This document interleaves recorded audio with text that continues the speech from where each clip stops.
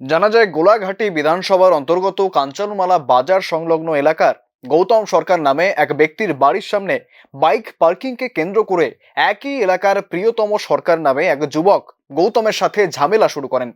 পরে প্রিয়তম তার দুই বন্ধুকে ফোন করে ডেকে তিনজন মিলে গৌতম সরকারের উপর আক্রমণ করে।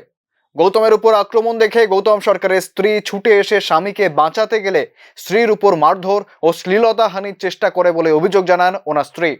পরবর্তী সময়ে রবিবার গৌতম সরকারের স্ত্রী আমতলী থানার দ্বারস্থ হয়ে অভিযুক্ত প্রিয়তম সরকার, রাকেশ দেবনাথ ও পিন্টু দাসের বিরুদ্ধে মারধর সহ শ্লীলতাহানির অভিযোগ এনে লিখিত আকারে মামলা দায়ের করেন। আমতলী থানার পুলিশ তাদেরকে আশ্বস্ত করেছেন গোটা ঘটনাটি তদন্ত করে আইনগত পদক্ষেপ গ্রহণ করবে। ঘটনাটা কি হয়েছিল? আপনারা কি লেগে আইছেন এখানে? এখানে আইসি আমি, এখানে তারা মাসে মাইদুর করছে, তারপর আমিও অনেক বিচার চাই। কারে মার দুই করছে? গৌতম সরকারের। আপনার কি হয় উনি? আমার স্বামী। আচ্ছা, মানে কারা মারছে?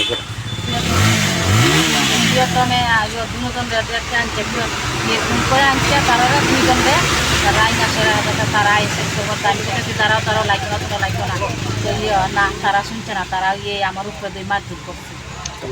আপনারও কি আপনারা মারধর করছে? আমার শাড়ি টাড়ি সব খুলে ফেলাইছে।